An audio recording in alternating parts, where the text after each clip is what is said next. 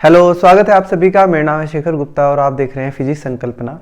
और आज पढ़ने वाले हैं तरंग प्रकाशिकी का एक और टॉपिक जिसका नाम है प्रकाश का व्यतिकरण।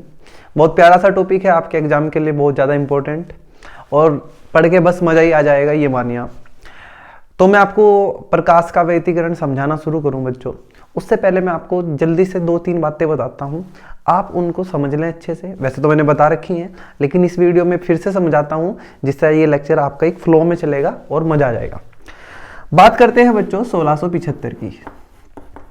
क्या हुआ 1675 में? न्यूटन साहब ने प्रकाश का अध्ययन किया और बताया कि जो प्रकाश है, सूर्य से आने वाला प्रकाश, आपके घरों में लगे बल्ब से निकलने वाला प्रकाश, ट्यूबलाइट से निकलने वाला प्रकाश, किसी भी चीज़ से निकलने वाला प्रकाश छोटे छोटे कणों से मिलकर बनता है और इनको नाम दिया गया कणिका। और न्यूटन साहब ने ये जो थ्योरी दी, इसको कहा जाता है कणिका सिद्धांत। कणिका सिद्धांत 1675 में। इसी के 3 साल बाद 1678 एक और साइंटिस्ट आते हैं, हाइगेंस, और कहते हैं कि भैया न्यूटन साहब ने जो बताया ना कि प्रकाश कणों से मिलकर बना है, बिल्कुल झूठ है, इसमें कोई सच्चाई नहीं है। प्रकाश जो है वो तरंग है, प्रकाश तरंगों के रूप में चलता है और इस सिद्धांत को कहा जाता है बच्चों तरंग सिद्धांत। तो 3 साल के अंदर प्रकाश की 2 प्रकृति के बारे में बात हुई। न्यूटन साहब ने कणिका सिद्धांत, हाइगेंस साहब ने तरंग सिद्धांत दे दिया। लेकिन बच्चों ध्यान से इस समय को देखो, ये जो समय है ना, इस समय में न्यूटन साहब से बड़ा साइंटिस्ट कोई नहीं था। काम भी उनके ऐसे थे, इतने शानदार काम किए उन्होंने। 1665 में उन्होंने गुरुत्वाकर्षण का नियम दे दिया।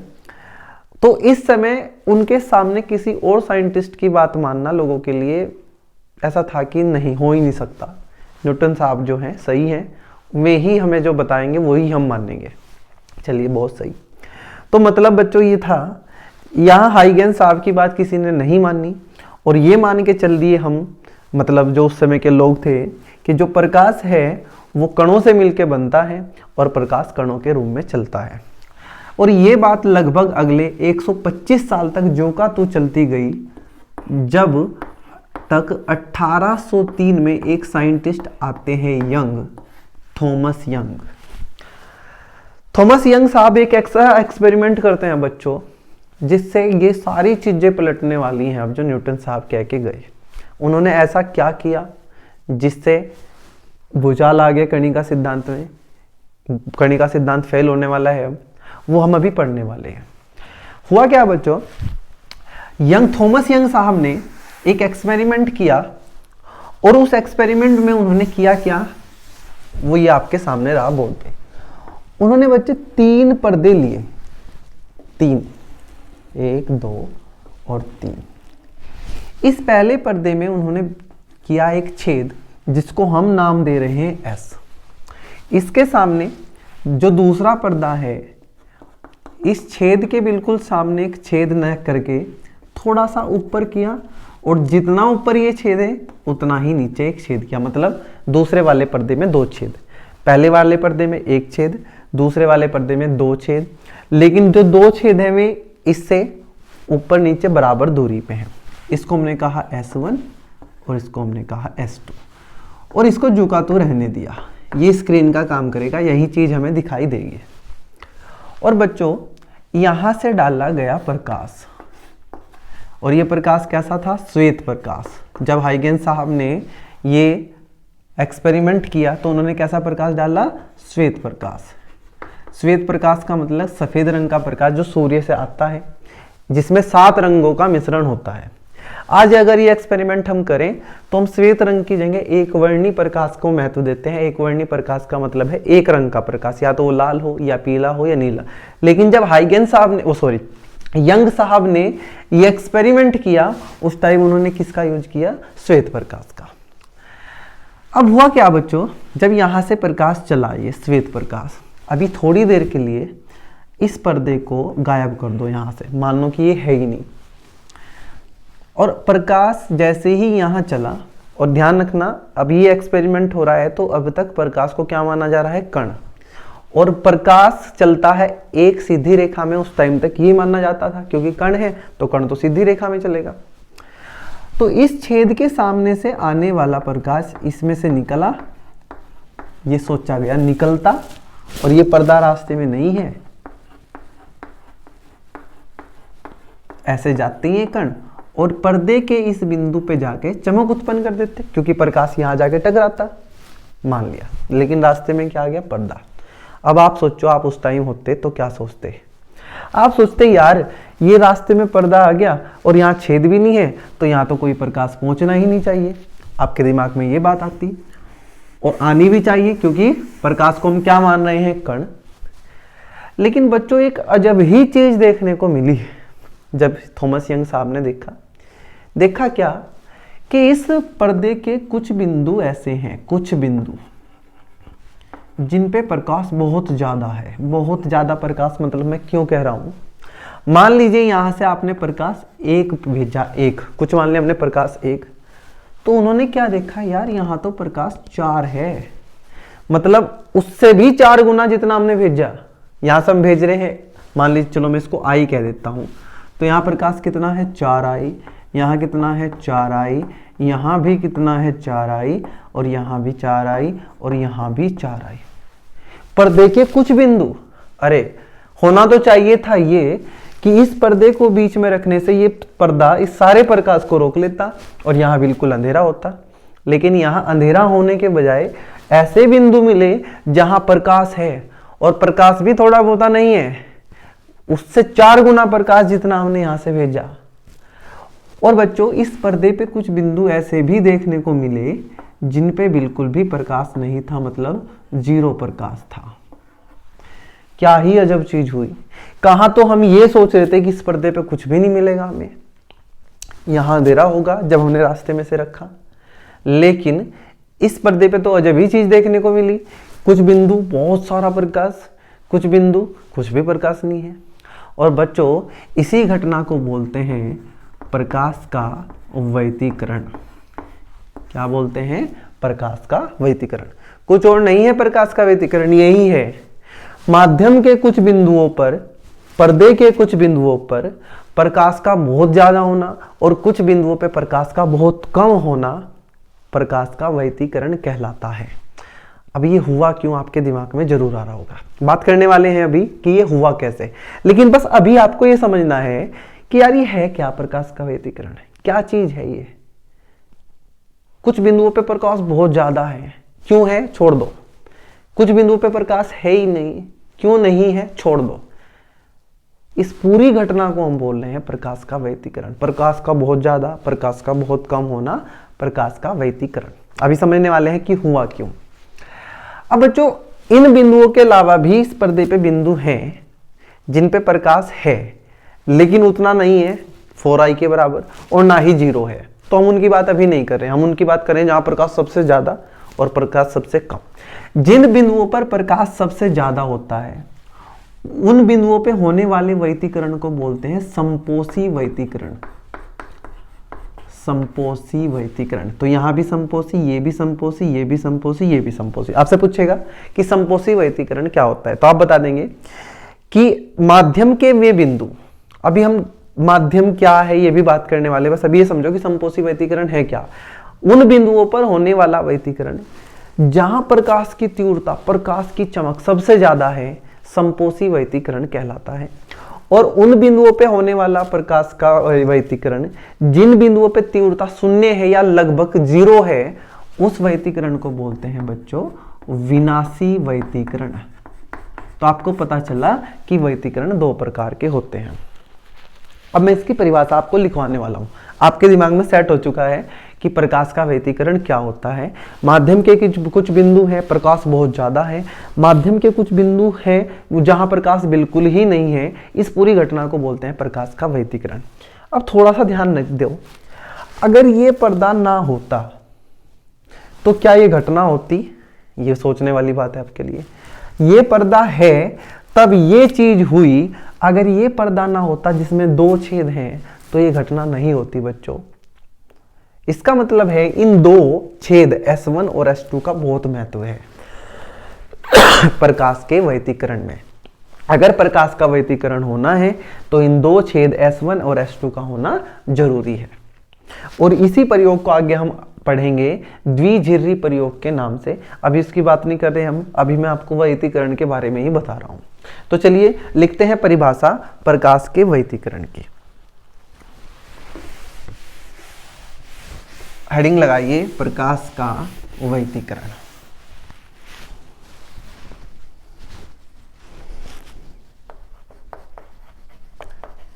प्रकाश का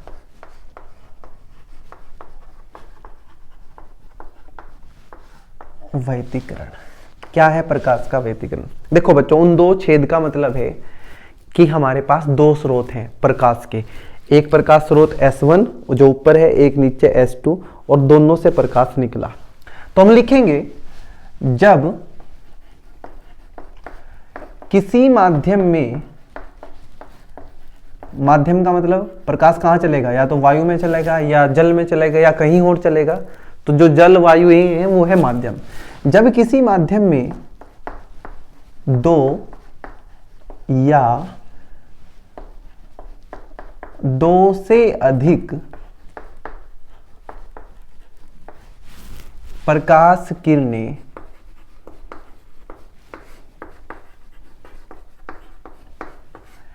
एक साथ चलती हैं, ध्यान से सुनते रहना, समझ आप चुके हो, बस इसको लिखना सीख लो।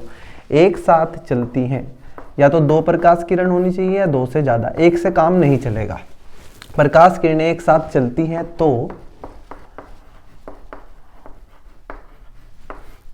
माध्यम के कुछ बिंदुओं पर, माध्यम के कुछ बिंदुओं पर प्रकाश की तीव्रता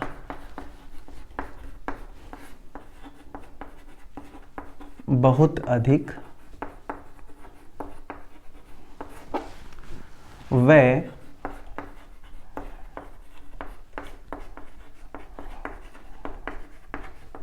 कुछ बिंदुओं पर तीव्रता, तीव्रता मतलब प्रकाश की चमक, बहुत कम होती है।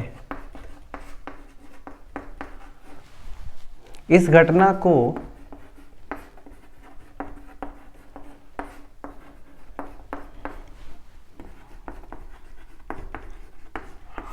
प्रकाश का वैतीकरण कहते हैं।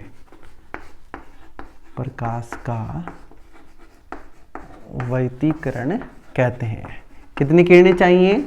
कम से कम दो, एक साथ चलनी चाहिए एक माध्यम में। तब क्या होगा, कुछ बिंदु पे बहुत ज्यादा प्रकाश चमकेगा, कुछ बिंदुओं पे प्रकाश चमकेगा ही नहीं। इस घटना को बोलते हैं प्रकाश का वैतीकरण।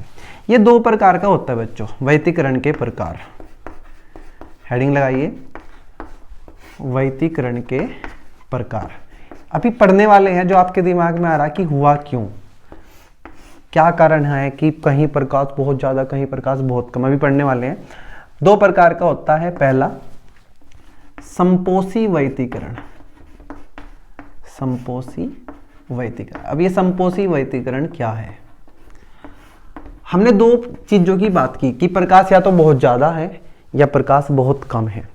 जहां प्रकाश बहुत ज्यादा है वहां होने वाले वैतीकरण को कहते हैं संपोषी वैतीकरण। जिन बिंदुओं पर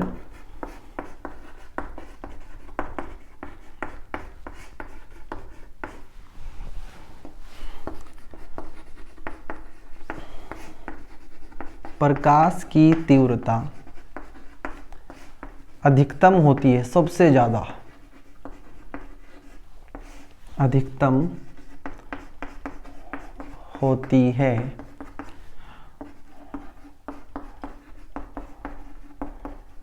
उन बिंदुओं पर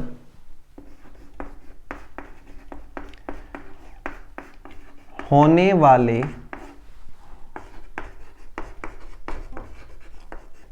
वैतीकरण को संपोषी वैतीकरण कहते हैं। संपोषी वैतीकरण कहते हैं। नोट करो जल्दी से।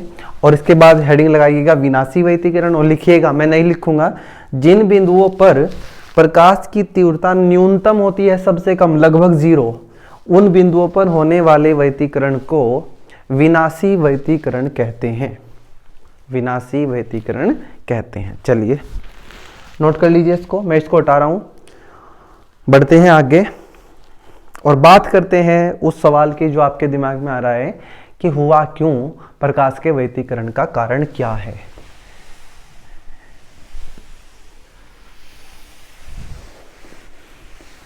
हर चीज को नोट करते चलें, नोट्स खुद से बनाए तो अच्छा, अपनी भाषा में लिखने की कोशिश करें नोट्स को। चलिए अब पढ़ते हैं वैतीकरण का कारण है। बच्चों वैतीकरण का कारण है प्रकाश तरंगों का अध्यारोपण। अब ये वर्ड आपके लिए नया हो सकता है कि अध्यारोपण क्या होता है प्रकाश तरंगों का। देखिए बच्चों क्या है कि जब एक ही माध्यम में एक से ज्यादा तरंगे चलती हैं तो दोनों एक दूसरे पे इफेक्ट डालती है। मतलब मान लीजिए एक माध्यम में एक ही तरंग चल रही है तो उसे प्रभावित करने वाला कोई और तरंग नहीं है, वहां कोई कारक है ही नहीं। लेकिन मान लीजिए एक ही माध्यम में दो तरंगे या दो से ज्यादा तरंगे चलेंगी तो हो ना हो वे एक दूसरे को प्रभावित जरूर करेंगी, और इसी को बोलते हैं तरंगों का अध्यारोपण। सही तरीका लिखने का क्या है वो अभी देखेंगे, लेकिन मतलब इसका यही है कि जब दो या दो से ज्यादा तरंगे एक माध्यम में चलती हैं एक साथ तो वे एक दूसरे को प्रभावित करती हैं। अब सुनिए तरंगों का अध्यारोपण क्या है। प्रकाश तरंगों के अध्यारोपण का सिद्धांत। अध्यारोपण का सिद्धांत समझना। मान लीजिए बच्चों ये जो बोर्ड है ये हमारा माध्यम है और प्रकाश तरंगे इसी में चल रही हैं, और ये प्रकाश तरंग चली आई और ये आके इस माध्यम के कण से टकराई। माध्यम में बहुत सारे कण हैं, सिर्फ एक दिखाया मैंने, और ये तरंग इस कण को ले जाना चाहती है नीचे, और कितना नीचे ले जाना चाहती है y1। तो ये कण नीचे चला जाएगा और कंपन करना शुरू कर देगा। अब आपके दिमाग में आ रहा होगा क्यों। बच्चों जो तरंगे होती है ना, तरंगे अपने साथ लेके चलती हैं ऊर्जा, और जैसे ही तरंग इस कण से टकराएगी या किसी और कण से टकराएगी उसको कुछ ऊर्जा दे देगी, और उस ऊर्जा को लेके वो माध्यम का कण क्या करने लगेगा, कंपन। कितना कंपन नीचे जाएगा, y1 ऐसे कंपन करने लगेगा। मान लीजिए इसी माध्यम में दूसरी तरंग इसी के साथ चली हुई है और ये भी आई एक साथ, और ये ले जाना चाहती है इसको नीचे की तरफ y2। तो अब ये कण कितना जाएगा, ये वाला कण अकेला होता ये तरंग तो y1 नीचे चला जाता, ऊपर वाली अकेली होती तो ये नीचे y2 चला जाता। अब दोनों आए और उसके पास पहुंचे कि कहा चलो भाई, इसने कहा y1 जाना है नीचे आपको, इसने कहा y2 जाना है नीचे, तो ये कितना जाएगा। तो शायद आपके दिमाग में आ रहा हो कि ये y1 प्लस y2 नीचे जाएगा दोनों से मिलके, और ये सही भी है। ये कहेगा y1 नीचे चलो, दूसरी तरंग कहेगी y2 नीचे चलो, इसने कहा चलो y1 प्लस y2 चलते हैं। लेकिन क्या पता ऐसा हो कि ये कण जो है इस पे एक तरंग आए और इसको ले जाना चाहे नीचे y1, और दूसरी तरंग चल के इसके पास आए और इसको ले जाना चाहे y2 ऊपर। अब बताओ ये कण कहाँ जाएगा। एक तरंग उसको ले जाना चाहती है नीचे y1, एक तरंग उसको ले जाना चाहती है ऊपर y2। तो अब कण के मन में आ गई दुविधा कि जाएं तो जाएं कहाँ। तो पहले चेक करेगा कि भाई इनमें ज्यादा कौन है। मान लीजिए y1 ज्यादा है तो कहेगा कि चलो y1 की तरफ चलते हैं जो ज्यादा है। लेकिन y1 नहीं जाएंगे, इसका भी ध्यान रखेंगे। मान लीजिए 5 है और ये 3 है तो जाएगा तो ये नीचे, लेकिन कितना जाएगा, 5 माइनस 3 मतलब 2 जाएगा, मतलब ये जाएगा y1 माइनस y2। तो इसका मतलब ये है कि ये कण अगर दोनों तरंगे इसके पास एक तरीके से आए उसको बोलते हैं समान कला, ऐसे, तो ये दोनों के साथ चल देगा y1 प्लस y2। लेकिन एक आई ऐसे और एक आई ऊपर की तरफ जिसको बोलते हैं विपरीत कला, तो ये जाएगा y1 माइनस y2। इसके साथ अलावा भी बहुत सारी कंडीशन हो सकती हैं। क्या हो सकता है कि एक तरंग उसको ऐसे ले जाना चाहे y1 और एक उसको ऐसे ले जाना चाहे y2, तो ये ना इधर जाएगा ना इधर जाएगा, ये जाएगा इधर, और कितना जाएगा under root y1 square plus y2 square. अब ये उनको समझ आया होगा जिनको वेक्टर आता है। यहाँ जब दोनों एक साथ पहुंची तो थीटा कितना है 0, मतलब समान कला, एक नीचे और एक ऊपर, तो ये कितना 180, एक आगे और एक ऊपर, ये तो ये थीटा 90। मैंने तो सिर्फ 3 केस की बात की है, कुछ भी हो सकता है, लेकिन आपको घबराने की जरूरत नहीं, आपको तो सिर्फ इस पे ध्यान देना, ये समान कला और ये विपरीत कला। इसको बोलते हैं बच्चों अध्यारोपण का सिद्धांत। इसको लिख लेते हैं, क्या कहता है अध्यारोपण का सिद्धांत।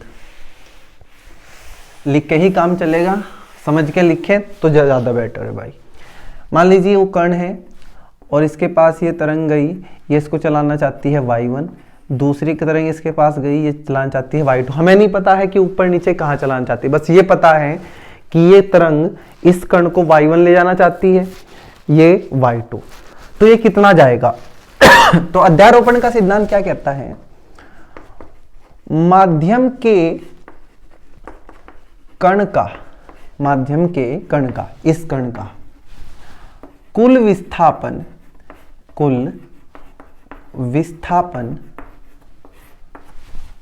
दोनों तरंगों द्वारा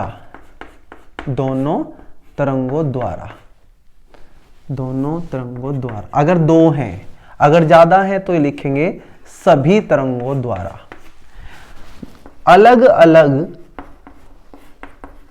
उत्पन्न विस्थापनों के, अलग अलग विस्थापनों के सदिश योग के बराबर होता है, सदिश योग के बराबर होता है। समझ आया क्या। जब 2 या 2 से अधिक तरंगे एक साथ एक माध्यम में चलती है तो माध्यम के किसी कण का विस्थापन सभी तरंगों द्वारा, दोनों मत लिखना क्योंकि बहुत ज्यादा भी हो सकती हैं, सभी तरंगों द्वारा अलग अलग उत्पन्न विस्थापनों के सदिश योग के बराबर होता है। मान लीजिए कण मिलके कितना गया y, तो हम लिखेंगे कि जो कुल विस्थापन है y वो है y1 प्लस y2, अलग अलग उत्पन्न विस्थापनों के, तो y1 प्लस y2। और आपको पता है कि यहाँ सदिश लगाने की जरूरत क्यों पड़ी, क्योंकि यहाँ ये चीजें डिपेंड करेगी कोण पे, मतलब दिशा पे निर्भर करेगी, इसलिए हमें क्या करना पड़ा, सदिश योग का। तो ये था हमारा अध्यारोपण का सिद्धांत। लेकिन मुझे पता है अभी आपके मन में वो बात नहीं गई कि ये तो विस्थापन है, कि मान लीजिए ये कोई कण है और ये 2 तरंग आई इधर से, ये इसको y1 ले जाना चाहते हैं, ये y2, तो ये दोनों y1 प्लस y2 लेते जाएंगे इसको। लेकिन यहाँ चमक का क्या मतलब है, तीव्रता कैसे कर दी आपने। तो बच्चों जो हम तीव्रता निकालेंगे वो हम पढ़ने वाले हैं नेक्स्ट लेक्चर में। और तीव्रता कहाँ से निकलती है, विस्थापन से। लेकिन मैं अभी समझा रहा हूँ आपको, आपके मन में कोई डाउट नहीं रहेगा। मान लीजिए जो वो पहले वाला छेद है, ऊपर वाला S1 और नीचे वाला छेद S2, S1 से जो प्रकाश निकला उसकी तीव्रता है I1, मतलब चमक, और दूसरे की तीव्रता है I2। दोनों किसी कण के पास पहुंची और दोनों एक साथ पहुंची ऐसे, और इसने कहा चलो, तो वहां उस बिंदु पर जो तीव्रता होगी, जो चमक होगी, वो इन दोनों के योग के बराबर होगी। ये कहने की बात है, सही क्या होते हैं वो अगले लेक्चर में पता चलेगा। मान लीजिए इसकी तीव्रता 5 है, इसकी तीव्रता 5 है, तो जहां ये एक साथ टकराएंगी, जाके मिलेंगी एक साथ, तो वहां तीव्रता 5 और 5 10, आपको ऐसा लगेगा कि 10 हो जाएगी। विस्थापन होगा y1 प्लस y2। चमक का और अलग तरीका है, लेकिन समझने के लिए आप समझो कि मान लो इसकी 5 है और इसकी 5, तो उस बिंदु पे जाके कितनी हो जाएगी, 10। लेकिन अगर ये मिली नीचे की तरफ और ये मिली ऊपर की तरफ, तो चमक हो जाएगी 0। तो माध्यम के कुछ बिंदु ऐसे होंगे जहां चमक बहुत ज्यादा होगी, कुछ बिंदु ऐसे होंगे जहां चमक बिल्कुल भी नहीं होगी, और उसी पूरी घटना को बोलेंगे बच्चों प्रकाश का व्यतिकरण। और व्यतिकरण होता है 2 प्रकार का, संपोषी और विनाशी। जहां तीव्रता सबसे ज्यादा, मतलब जहां पोषण हुआ, वहां होता है संपोषी व्यतिकरण, और जहां तीव्रता बिल्कुल भी नहीं है, जहां तरंगों का क्या हो गया, विनाश हो गया, वहां बोलते हैं विनाशी व्यतिकरण। तो ये था आज का हमारा वीडियो। उम्मीद है आपको समझ आया होगा। नेक्स्ट वीडियो में करने वाले हैं तीव्रता की बात। अभी मैंने तीव्रता बस आपको समझाने की कोशिश की, नहीं समझ आएगा कोई टेंशन नहीं, अगले वीडियो में आपको बिल्कुल समझ आने वाला, लेकिन ये आना चाहिए आपको, क्योंकि चीजें यही से निकल के आएंगी कि कैसे हम तीव्रता निकाल लेंगे, कैसे विनाशी और संपोषी व्यतिकरण की हम बात करेंगे। तो उम्मीद है आपको समझ आया होगा, आपने एंजॉय किया होगा लेक्चर।